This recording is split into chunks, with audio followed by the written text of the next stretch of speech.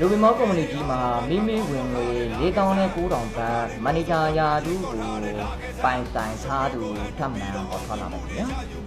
ထို့သူဟာဆိုရင်ကိုသိမ်းမင်းပဲဖြစ်ပါတယ်ကိုသိမ်းမြဆိုရင်ကြိုက်သူမျိုးဖက်ကလေးရက်ကွက်မှာနေထိုင်ခဲ့သူဖြစ်ပါတယ်ဗျာကိုသိမ်းမင်းဟာဆိုရင်ဖက်ကလေးကြေးရွာမှာမိသားစုအတွက်လောက်ကန်စားတောင်းနေရင်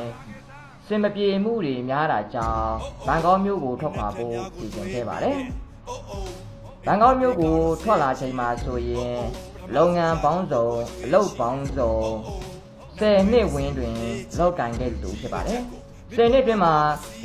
မိသားစုအတွက်ငွေများများမပန်ပိုးပေးနိုင်ခဲ့ပါဘူး။ဒါကြောင့်ခွင့်လန်းကိုရှာနေချိန်မှာ online ပေါ်ကတစ်ဆင့်လူဘီမောကုမ္ပဏီကြီးနဲ့စတွေ့ခဲ့ပါတယ်။လူဘီမောကုမ္ပဏီကြီးမှာ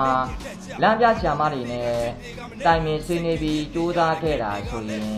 အခုဆိုရင်ဝင်ငွေရာထူးထမကဖွဲ့သူဖွဲ့သားတွေပါအောင်မြင်အောင်လမ်းပြခဲ့ပါတယ်။ကိုသိမ်းမြဆိုရင်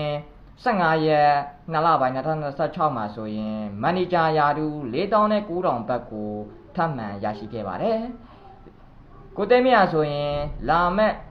15ရက်2လပိုင်းမှာလူဘီမောကုမ္ပဏီကြီးကစုပြီး